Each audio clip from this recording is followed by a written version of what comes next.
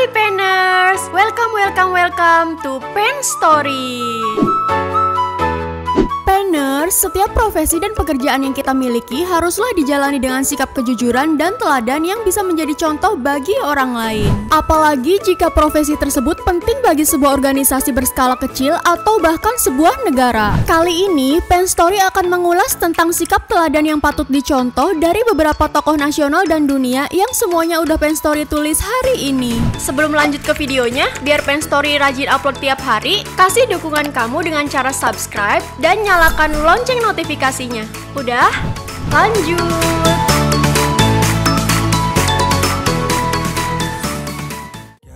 Serma Priyowidodo.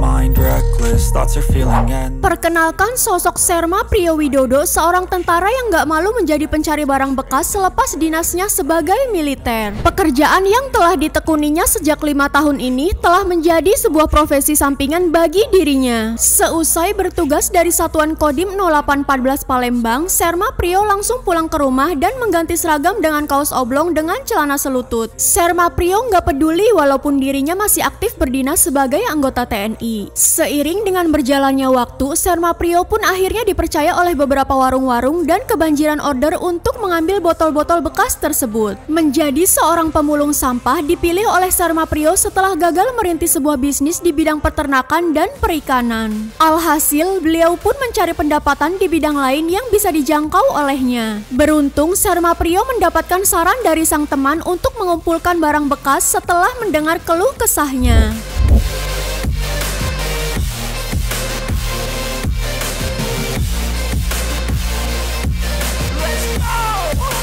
Saat itu saya meminjam uang BRI untuk membangun rumah.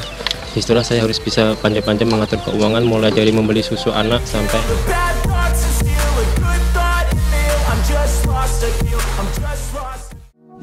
Muhammad Zulkiram.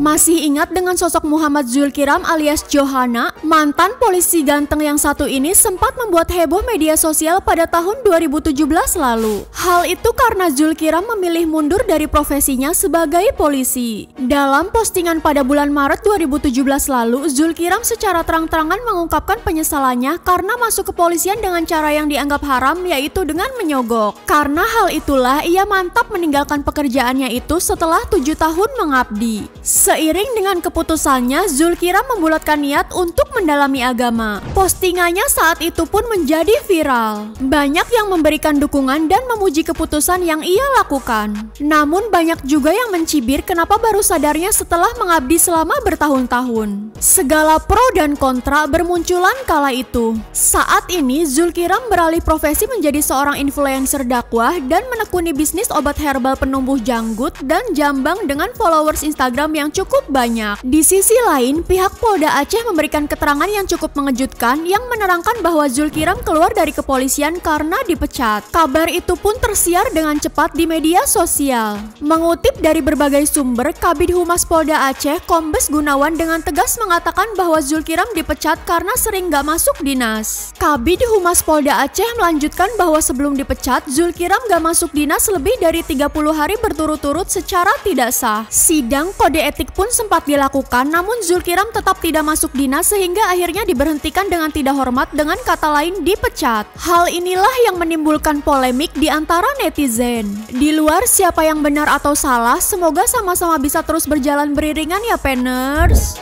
Teringat dulu saya masuknya nyogok. Ada ulama bilang nyogok itu seperti mencuri.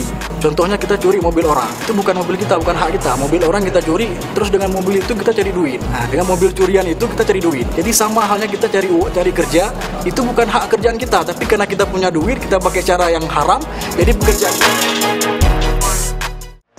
Insinyur Sutami. Insinyur Sutami salah satu sosok yang paling dikagumi. Beliau merupakan Menteri Pekerjaan Umum dan Tenaga Listrik era Presiden Soekarno dan Presiden Soeharto. Insinyur Sutami memiliki gaya hidup yang sangat sederhana, saking sederhananya hingga beliau dijuluki sebagai menteri termiskin di Indonesia. Sikapnya yang mengagumkan tersebut membuatnya dihormati banyak orang. Bahkan Insinyur Sutami sangat disayang oleh Presiden Soekarno dan Soeharto kala itu. Ir Sutami menjabat sebagai menteri selama 14 tahun sejak tahun 1965 hingga tahun 1978. Berbagai proyek berhasil dibangun seperti gedung DPR, Jembatan Semanggi, dan Waduk Jatiluhur. Beliau juga merupakan pemimpin proyek pembangunan Bandara Ngurah Rai. Meski sudah belasan tahun menjabat sebagai menteri, nyatanya Sutami memilih untuk menikmati hidup sederhana. Beberapa bukti kesederhanaan beliau antara lain mencicil rumah yang dimilikinya di Jalan Imam Bonjol, Jakarta Pusat. Barulah setelah pensiun rumah tersebut bisa dilunasi. Rumah yang bocor dan menolak halus tawaran mobil pada suatu ketika saat momen lebaran, rumah para pejabat selalu ramai dikunjungi tamu. Demikian pula rumah Menteri Pekerjaan Umum dan Tenaga Listrik Sutami. Enggak disangka tamu yang datang malah terkaget-kaget melihat rumah Bapak Menteri yang satu ini. Mereka melihat ke atap dan banyak bekas bocor di langit-langit rumah.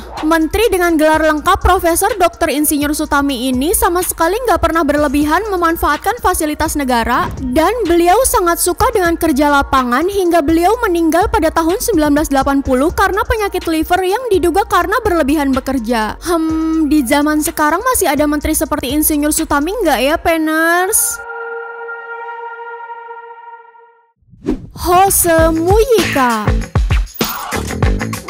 Kalau Indonesia memiliki Insinyur Sutami di sudut tenggara Amerika Selatan, di negara terkecil kedua di benua itu, dikenal juga tokoh dunia bersahaja bernama Jose Mujica yang menyandang gelar sebagai presiden termiskin di dunia. Jose Mujica adalah presiden Uruguay ke-40 pada periode Maret 2010 hingga Maret 2015. Beliau lahir di ibu kota Montevideo pada tanggal 20 Mei 1935. Sejak kecil, pria bernama lengkap Jose Alberto Mujica Cordano sudah nggak asing lagi dengan aksi patriotik. Menurut catatan biografi tokoh dunia, selama tahun-tahun Uruguay di bawah kediktatoran, yaitu sekitar 1970-an hingga 1980-an, Mujica merupakan bagian dari kelompok gerilyawan Tupamaros yang menghabiskan 14 tahun di penjara. Setelah dibebaskan, beliau menjadi bagian dari koalisi partai sayap kiri yang dikenal sebagai Partai Utama, dan setelah beberapa tahun menjabat sebagai senator, beliau terpilih menjadi presiden Uruguay ke-40 pada 1 Maret 2010. Presiden Mujica nggak melupakan dari mana beliau berasal, di mana beliau memiliki masa lalu yang sulit saat kanak-kanak. Ayahnya meninggal dalam kondisi keluarga kesulitan uang. Selama menjabat menjadi orang nomor 1 Uruguay, beliau memutuskan untuk hidup bersahaja, berbuat lebih banyak kepada orang membutuhkan dengan gaji kepresidenan daripada sekedar meningkatkan gaya hidupnya. Enggak tanggung-tanggung, beliau menyumbangkan 90% gajinya itu untuk orang miskin. Dari kebiasaannya itulah beliau dijuluki presiden termiskin di dunia.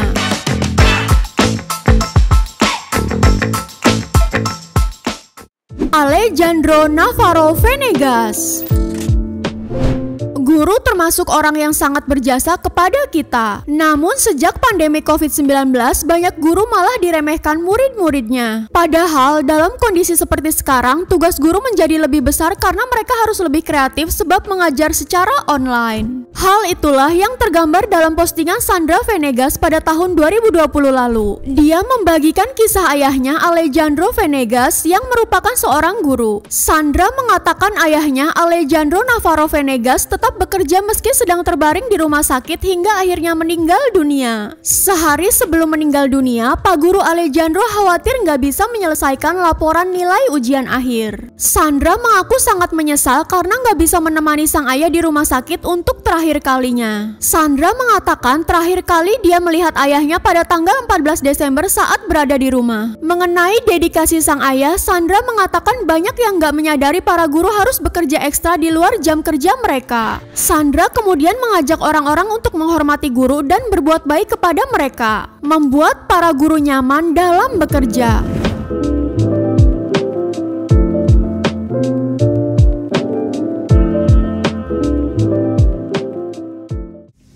Guru pedalaman Iran. Seorang guru yang baik akan selalu berusaha agar anak didiknya dapat belajar. Bahkan ketika sang guru mengajar di pedalaman dengan kondisi ataupun keadaan yang terbatas sekalipun. Maka dari itu, rasanya sematan pahlawan tanpa tanda jasa kepada guru adalah hal yang benar. Meski sayangnya jasa mereka kerap dihargai dan dibayar dengan upah yang murah, terutama guru honorer. Seorang guru lelaki melakukan hal terpuji dengan mengajar satu-satunya murid di sebuah perkampungan Iran. Sang guru harus rela menempuh jarak yang cukup jauh dan terjal dengan mobil miliknya hanya untuk memberi pelajaran kepada murid satu-satunya yang tinggal di perkampungan tersebut. Yang lebih membuat haru adalah bahwa sang guru rela menjadikan tubuh mobilnya yang berwarna putih sebagai papan tulis demi muridnya agar lebih paham. Pada bodi mobilnya tersebut, ia coret-coret tentang pelajaran yang diajarkan. Hal ini pun membuat unggahan tersebut langsung viral, salah satunya di sosial media Facebook.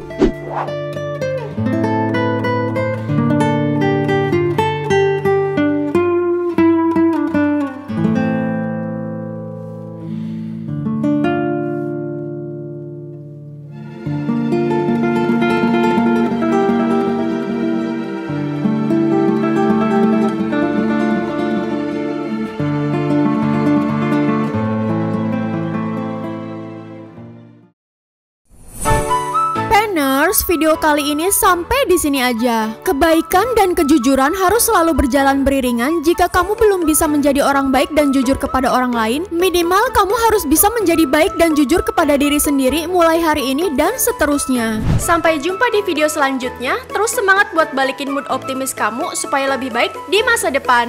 Bye-bye.